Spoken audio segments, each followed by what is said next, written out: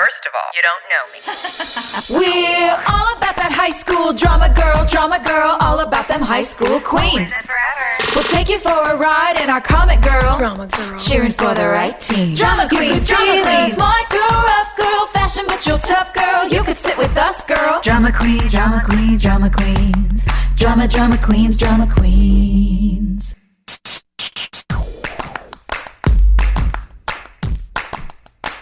Friends, I'm so excited. Ashley Rickards is here with us today. You know her as the incredible Sam. She came in and turned Brooke Davis's world upside down and then really helped set it right side up.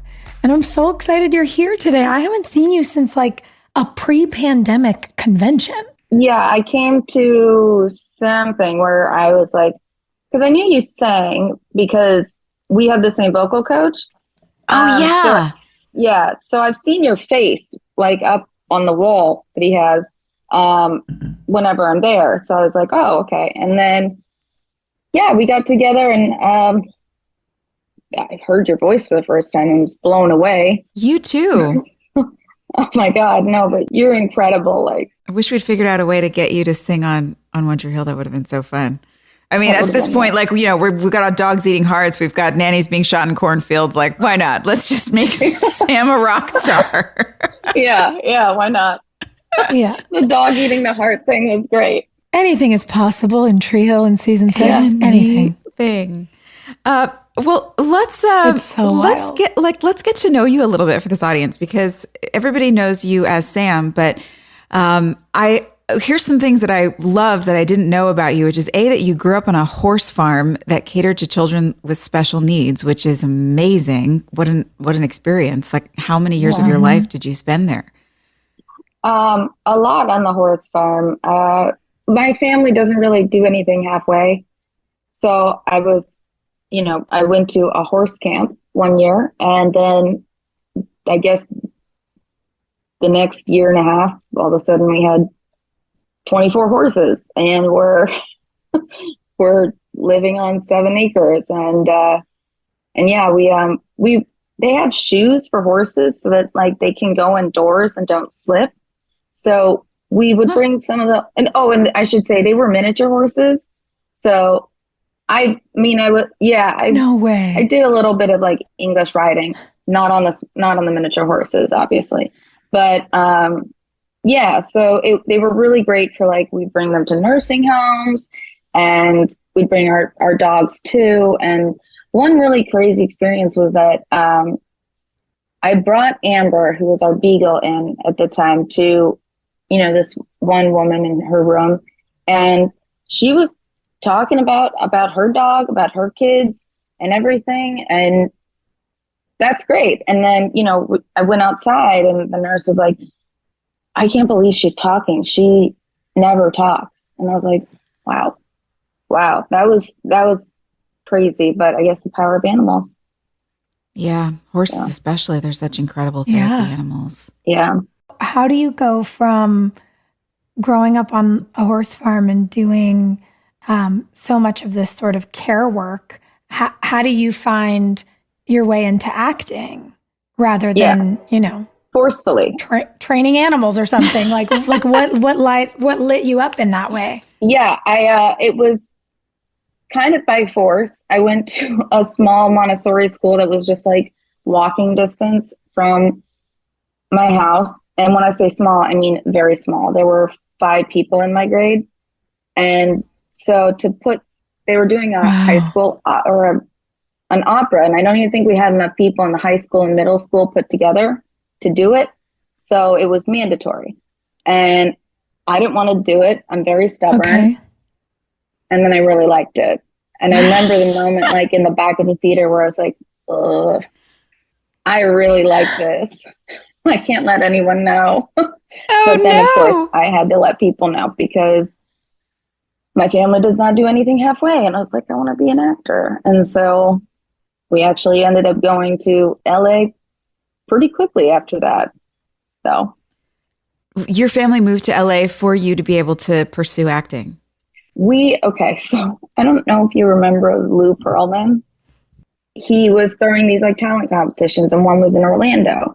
So I went there and had a fun time and didn't get anything out of it. But there was some person, I don't know who, but it was like a talent scout or something that was like, oh, yeah, you should come out to LA.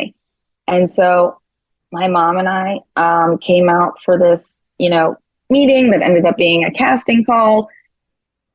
That, long story short, ended up with me meeting my first entertainment lawyer. So by then he sort of introduced us to everybody. And so that way we had a foot in the door and kind of just went up from there. And then me and my mom, we were going back and forth for a while, but then my mom realized she really liked LA and I loved LA. So, yeah. Are you an only child? Yeah. She says defeated. Yeah. Well, I'm just hoping it doesn't show. Like, I don't know what did I say. No, we're all only children here. Oh, okay. Oh, we all grew up that way. Yes, I am. Welcome to the club. So it's a little less stressful for a family to pick up and move when they've only got one kid. It's just the two. Was it two of you or three of you? It was my mom and I. My dad came out like every 2 weeks or so. Yeah. Yeah. Okay. Okay. Cool. Wow. I mean, that's gotta be a lot of freedom. Maybe it was a lot of pressure. I don't know. Just the feeling of like we've picked up our whole life. We're coming out here for me to try and do this thing that I think that I love as a child. When did it start transitioning for you as like, this is something that I can really do? Yeah. I mean, part of being stubborn is kind of obsessing over something.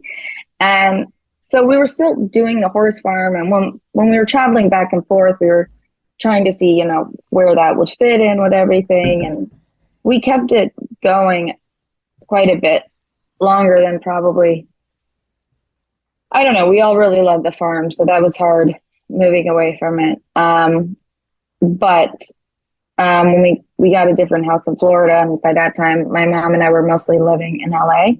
So it just kind of naturally formed into that. When we decide to pursue acting, there's usually a moment that something happens where we realize like, I have to do this and I'm going to make it work. And like you're saying, the stubbornness of I'm going to figure out how to make this work. I have to do this.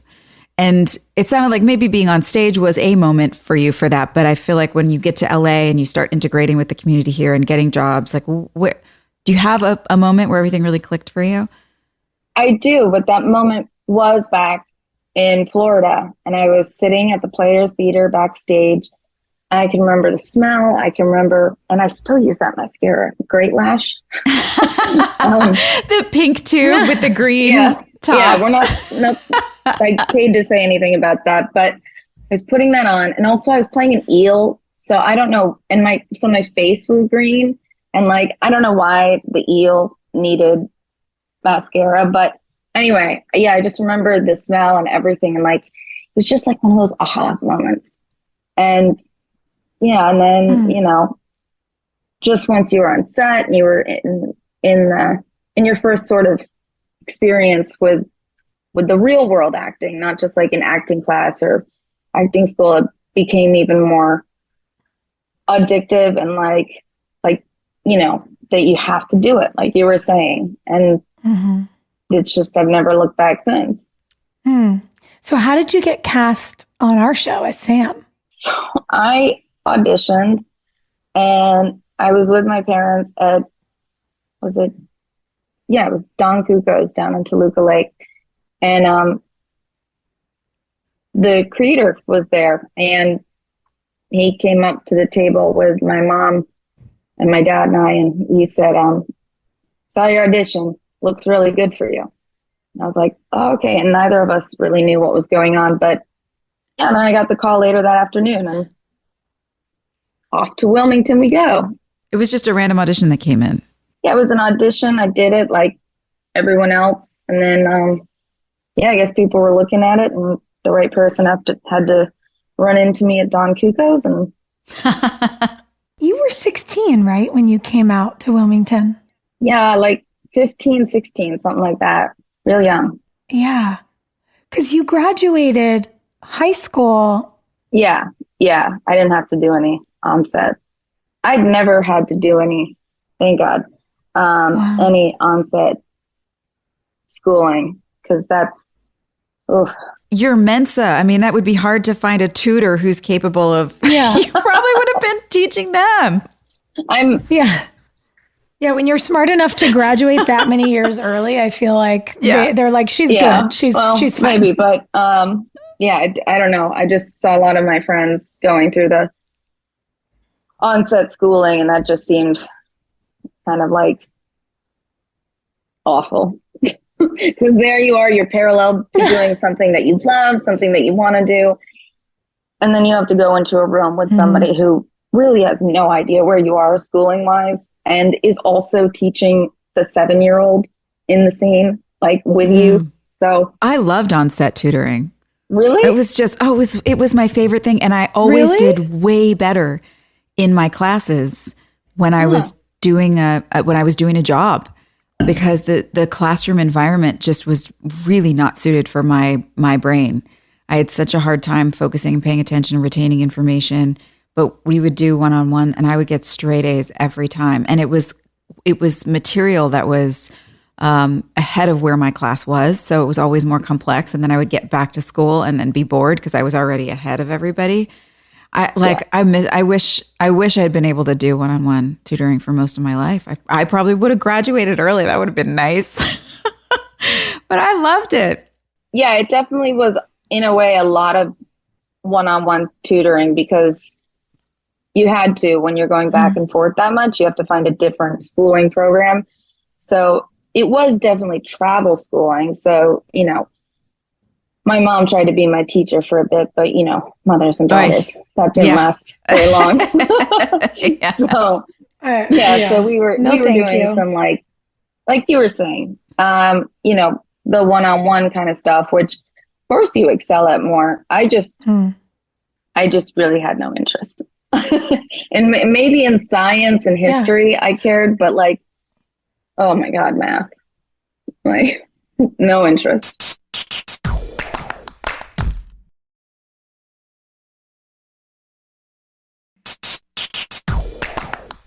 Was it hard to pick up and move away from all your friends right at that sort of moment when everyone's like getting their driver's licenses and life is sort of opening up in that way? It would, except for that my social circle consisted of 2 people. So it wasn't that hard in that way. And I kept in touch with them too. But, coming out here so early on, especially being in acting classes and whatever, you meet a lot of people your age pretty quick. And that kind of fulfills that void. How did it feel coming into season 6 of a show? I had no understanding of how long it is for you guys to be in season. I didn't know any of this. I think I'd done a guest star or something, but I had no understanding of what that felt like for you guys. So I couldn't really give you an answer, but it felt great because it was super smooth. Everyone knew what they were doing. Do you remember your first day on set? What things felt like getting to Wilmington and just being okay, this is my life now for the next, couple of months? Oh yeah. When I had that, this is my life now, was because my mother snores a lot, loudly and profusely. And it's the worst. And you can't sleep in a room next to her. So we requested that we have 2 different rooms, doesn't matter. Well, then they gave us 2 different of those whole apartments down by the waterfront. And so I'm 15 and I have my own apartment. Your own apartment. That's so good. It was so great. I was like, oh, okay. Yeah, I do deserve this. I do. That was really fun. That was great. And I could not hear, my mom was in the one right next to me, but I still couldn't hear her snore. So I got adequate sleep. That was nice. And your whole life changed then, it sounds like. What a gift. Pretty much. Yeah. Then I moved out at 18 because I was like, I've done this before. I got it. But yeah, it was fun. That's awesome.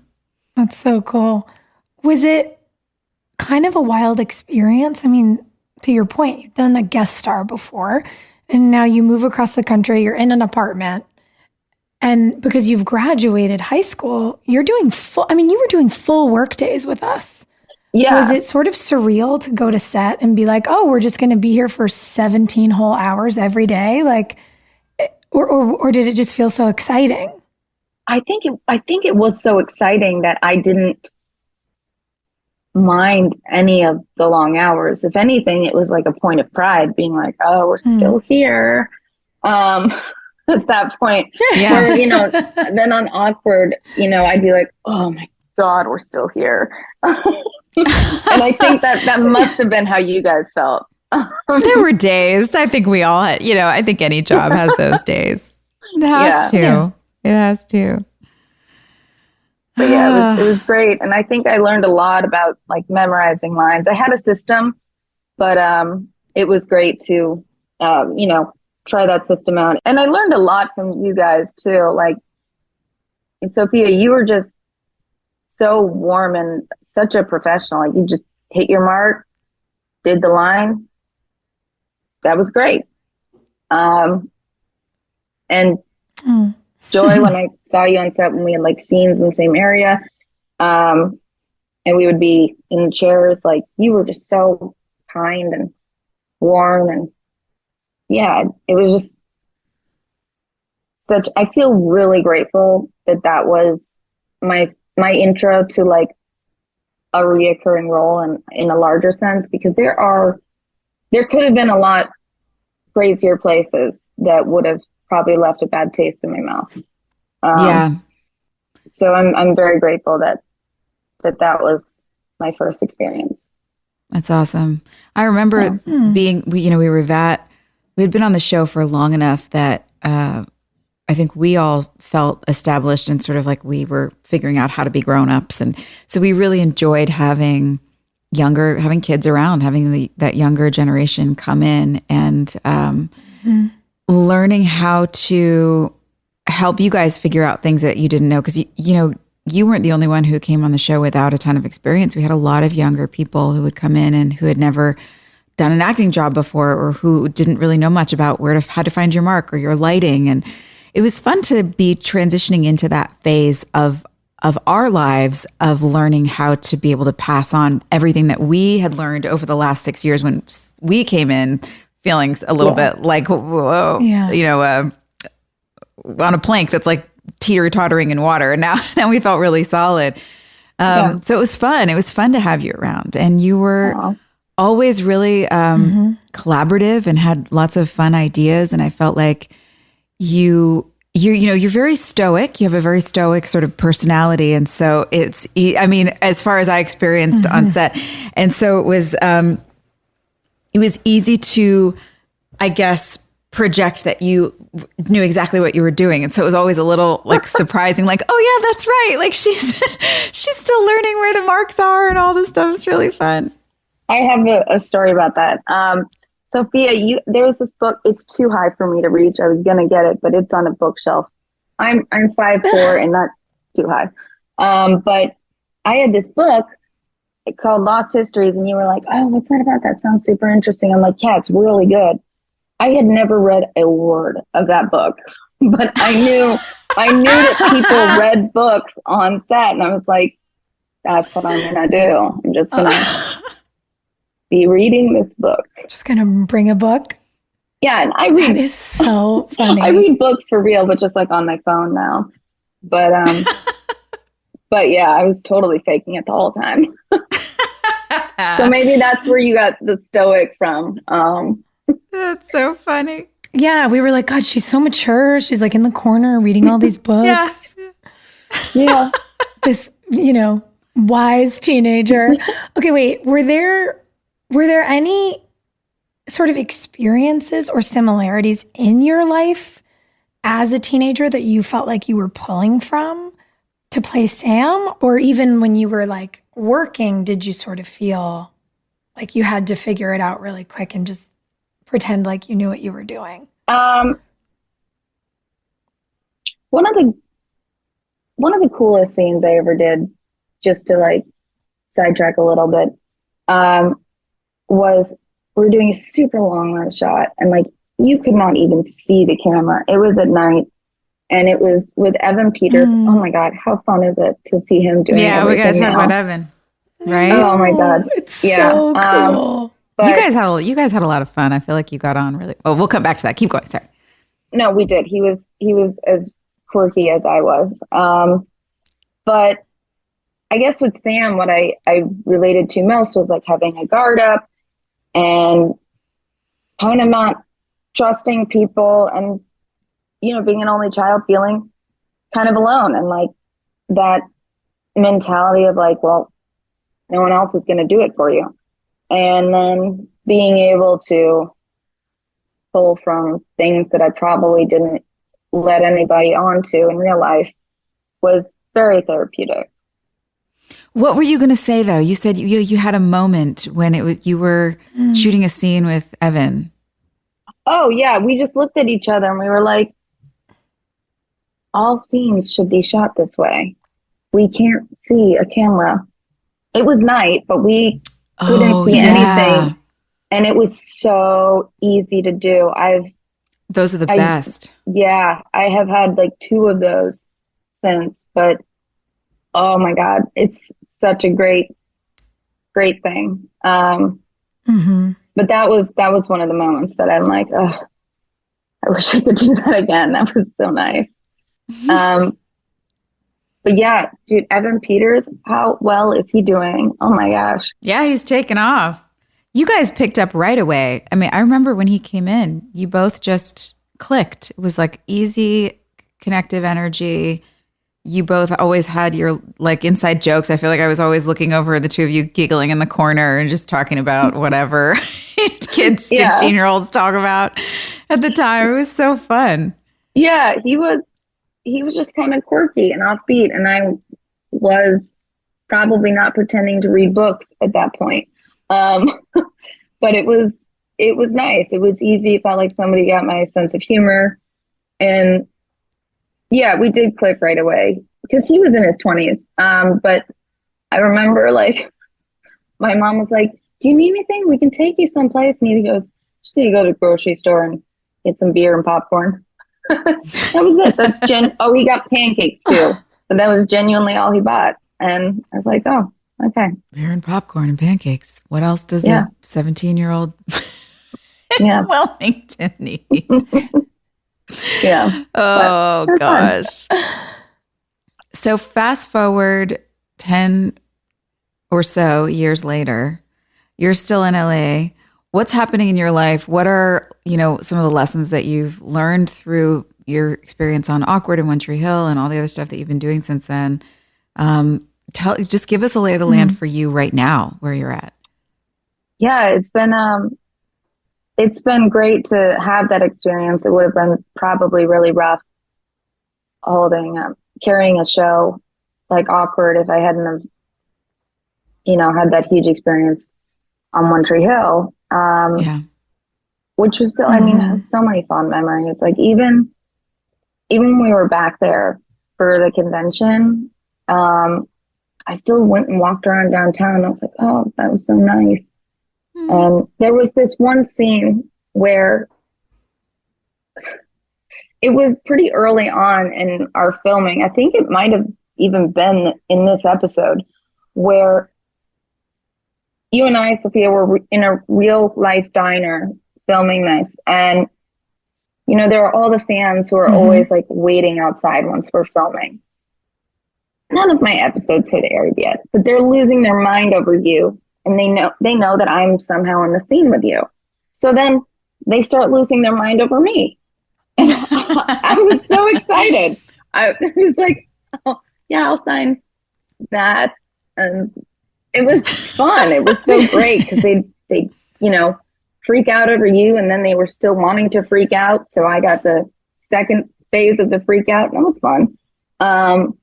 But I guess the things that I learned mostly on One Tree Hill that really helped me the most was just how to be on set, how to welcome new people, how to kind of, I don't know, if the day can be made shorter, you can point it out to maybe like a very new director who you can tell is a little intimidated. Be like, it's all good. We can, not to like backseat direct, but when you're doing your rehearsals, you can just say, is it better for you if I'm over here? And then it is, and we all get out 2 hours earlier. Yeah. But yeah, those little tips and tricks, set hacks. Yeah. But I don't know. You guys really taught me like how to try. And it's like, just take your time and kind of have it rolling before you need to be on it. Because it's kind of distracting when they're like, in action, and you're supposed to be like, hey. But you can just have them be rolling, not wasting anyone's time for 30 seconds. And that was super helpful and important. Also, I learned you should never ugly cry, and definitely what that meant. But it's hard to control. It is. It's like, it's so hard.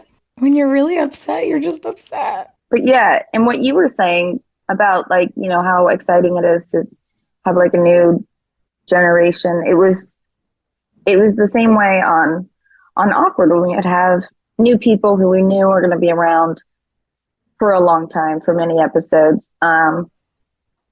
It was that like excitement and seeing how they were on set, and a lot of them, it was their first big thing too. And so, you hope you're helping them.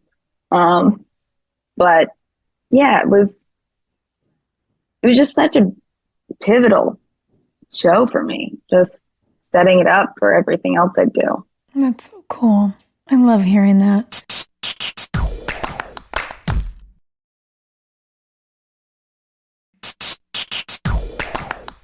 When you tell that story about all the folks outside the Dixie Grill, it feels like a perfect segue, because we told the fans you were coming on the show, and my God, they sent in so many questions for you. So yeah, so we want to do, we have a million more questions we want to ask you, but we want to spread the love around and make sure we get through some of this fan Q&A that we have. Okay, so the first one is from Katie. She says, what is your favorite scene of Brooke and Sam?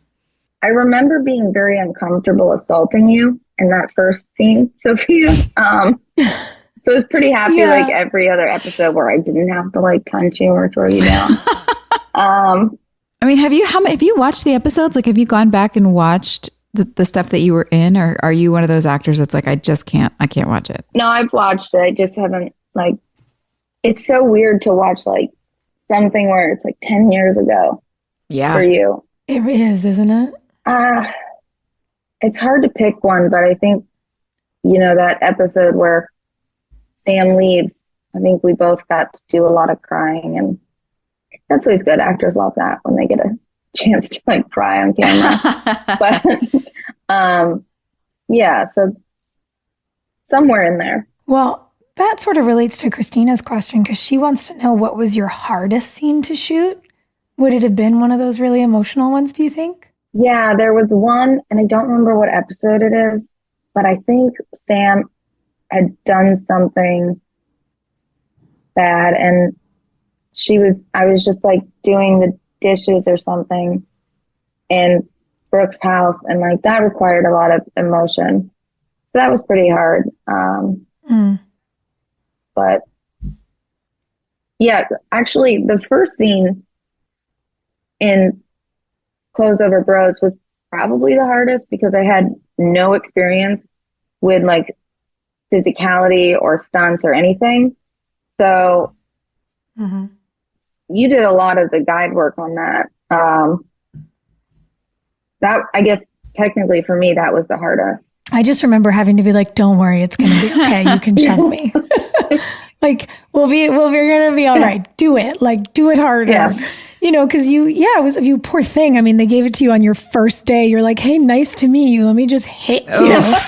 Like, what a weird way to be introduced to someone. And I remember being like, I know exactly how you're feeling. We're going to be okay, me and you. Yeah. What? So, Ashley, did they ask you to come back like for Brooke's wedding or anything? Where were you? Where did you go? I don't know. I don't know where I was. I don't think so. I think because Sam so just weird. kind of walked off in by like this picket fence, and then she was just gone. she didn't like die or anything, but she just like walked off into the sunset to go live with her mom. Yeah. You wound up on Awkward though pretty quickly, right? Yeah, within like a year. Exactly. So I feel like that's the thing that happens is, great people leave a show and then they wind up on another show and then they're not available to come back for special episodes or whatever because, you were off working and starring on your own thing, which was so cool. Yeah. Would have loved to have been in two places at once, though. Thinking back on it now, Jess wants to know this, and so do we. Is there any storyline you would have liked to see for Sam that you didn't get to do while you were on the show? I mean, I think it's like an easy one where you're like, oh, Sam gets pregnant. But that would have locked me in for a couple episodes, It definitely would have kept you around for a while. Yeah. So that would have been great. Then there's also like, what about the skateboarding thing? Because Sam was supposed to be a skateboarder, and oh yeah, I am athletic. I am not afraid of heights. I am so scared of being an inch and a half off the ground. Skateboards are terrifying. It's fine. I paddleboard. I mean, but I can't skateboard. I know. That's like these hoverboards with the two wheels on either side. My daughter has friends that just jump on these hoverboards and they're just zipping around their driveways and the house. And I'm like, every time I get on one, I feel like I'm going to fall over.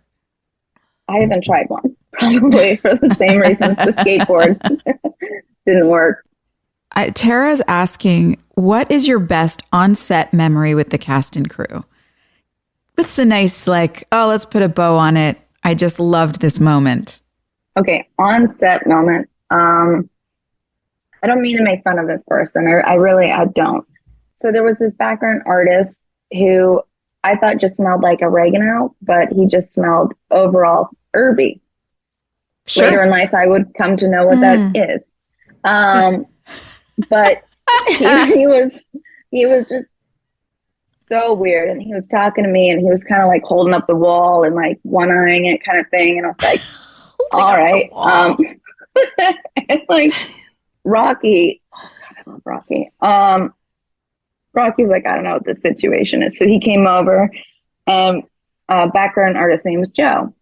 We'd been filming for like reasonably 10 hours, but the prop food had been put out at the beginning of the day. This is North Carolina heat. Oh boy. And Joe decides to go eat one of those sandwiches. And a PA stops him before and goes, no, don't eat that. Obviously for continuity as well, but like also there's ham, cheese, and mustard on this. Like, don't eat that. No. He ate it. Yeah. And we looked over like an hour and a half later. Joe was like, oh. And so then like when they did get to, see him and he was in the shot, he was just like on a lawn chair pretending to sleep.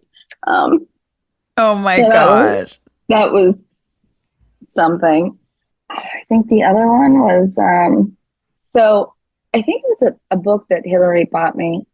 She did buy me a great book that I have sitting next to me, but this might have been another one.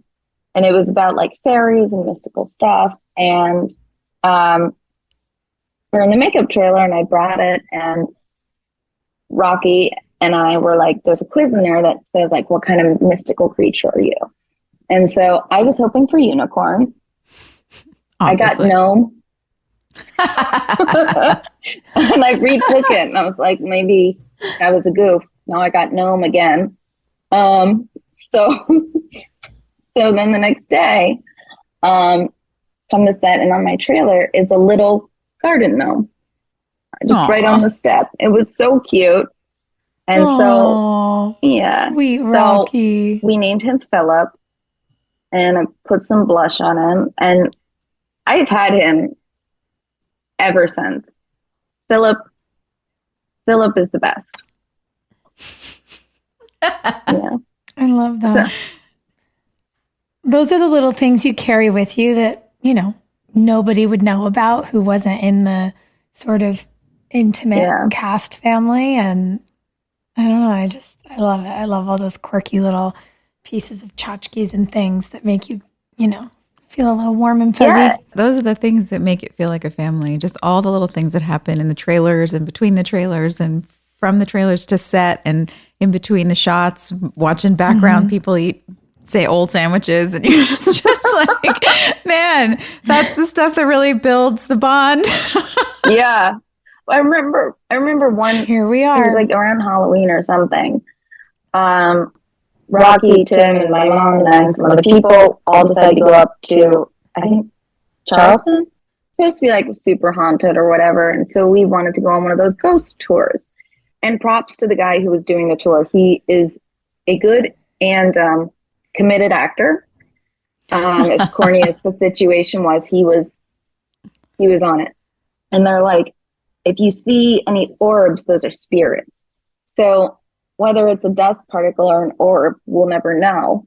But so we're taking all these pictures and everything. And at the end of the tour, we end up at like a cemetery because you've gone through like the house and other places. And so we're at a cemetery, and I'm like 15, 16. I'm just being obnoxious, but I'm laughing, giggling, stifling, giggling the whole time.